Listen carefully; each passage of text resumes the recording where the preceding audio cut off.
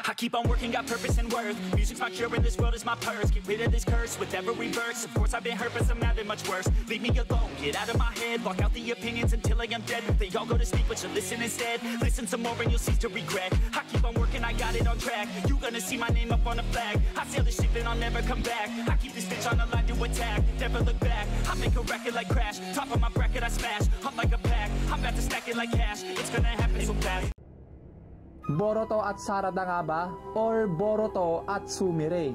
Ilan lamang ito sa mga love team na ating inaabang-abangan. Sino nga ba sa dalawang ito ang magwawagi sa puso ni Boruto? Si Sarada nga ba? Or si Sumire? At yan nga ang ating tatalakayin ngayon sa oras na ito. At bago tayo magsimula ay mag-subscribe na kayo sa ating channel.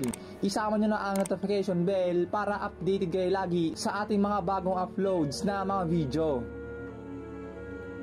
Itong love team na to guys ay matagal lang ang usap-usapan. Marami nagsasabi na mas bagay ang Boruto Sarada. May mga nagsasabi rin naman na Boruto at Sumire Lods. Mas bagay talaga sila.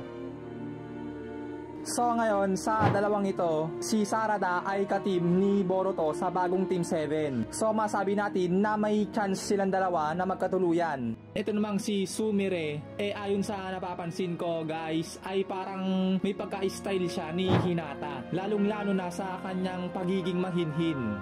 Ngayon guys, kung kayo ang tatanungin o papipiliin, sino nga ba para sa inyo ang mas bagay? Kasi kung ako ang tatanungin at papipiliin, halos dikit lang guys. Kung isipin natin kung sila Boruto at Sumire, halimbawa na nagkaanak sila. So normal lang guys, di ba? Kasi wala naman jujutsu si Sumire. Hindi ko lang sure kung mamana ng anak nila yung Jogan ni Boruto. At sa kabilang banda naman, kung si Sarada ang makatuluyan ni Boruto, matik na may jujutsu din yung bata. May Sharingan yun mga boy. Kaya nahihirapan talagang pumili. Pero guys, ganito.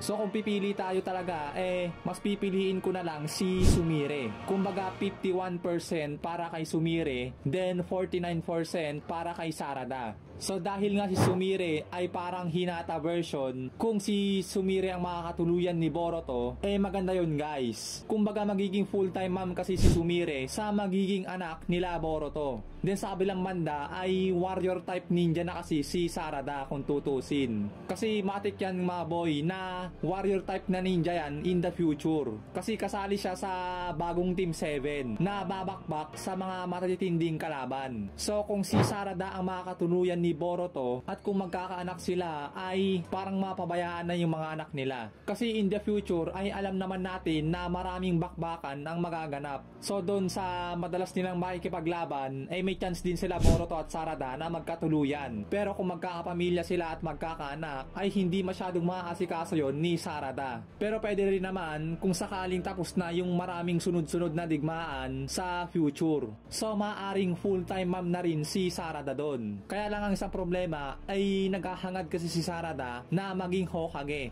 So maaaring maging busy na naman siya kung ganon. Kumbaga yung mangyayari sa kanya is si Naruto na halos wala ng time para sa pamilya.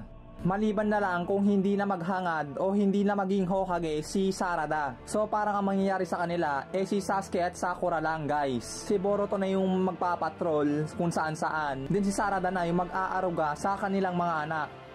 So ayun nga guys, dahil nga si Sumire ay hindi naman naghahangad na maging Hokage at hindi rin siya warrior type ninja, sa tingin ko siya mas nangingibabaw na kakailanganin ni Boruto bilang asawa. Pwede rin kasi talaga si Sarada guys. Kaya lang dalawa na sila ni Boruto na warrior type ninja. Tapos sabihin natin Hokage si Sarada. Then kung magkapamilya sila, sino mag-aalaga sa anak nila? Si Boruto parang si Sasuke din yan na nagpapatrol-patrol kung saan saang dimensyon para sa mga banta ng kalaban. So maaaring mapabayaan nila yung anak nila. Kaya sa tingin ko ang the best dito ay si Sumire para kay Boruto. Yun nga guys, parang Hinata na full-time mom para sa kanyang mga anak.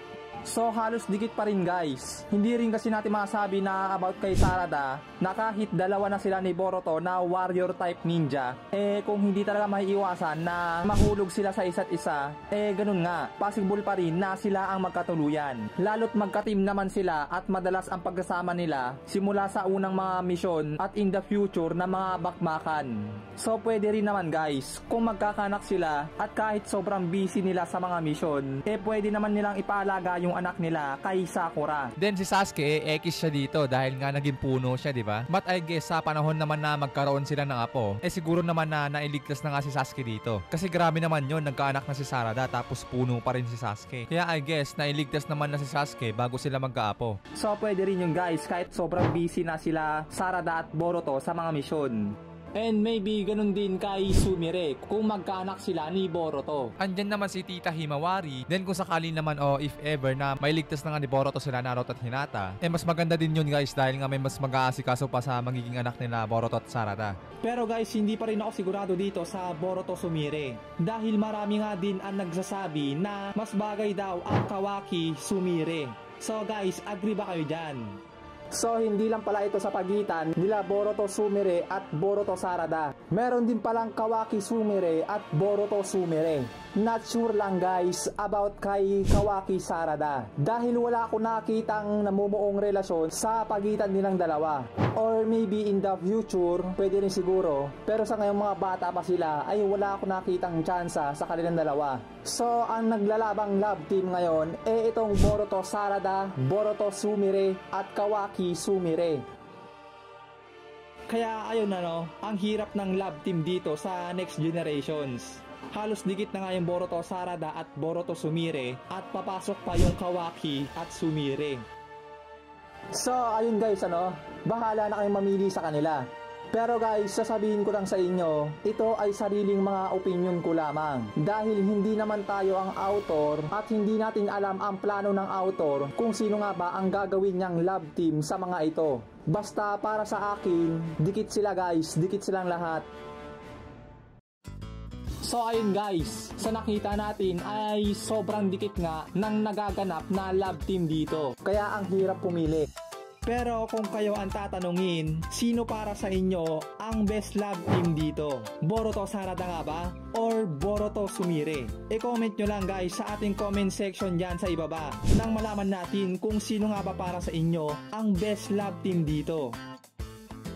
So dito na muna tayo guys at salamat sa inyong panonood at kung nagustuhan nyo man yung video natin ito ay iwanan nyo na ng like at huwag nyo kalimutan na mag-subscribe sa ating channel para updated kayo lagi sa ating mga anime Tagalog talakayan. Maraming salamat guys, hanggang dito tayo nagpapaalam.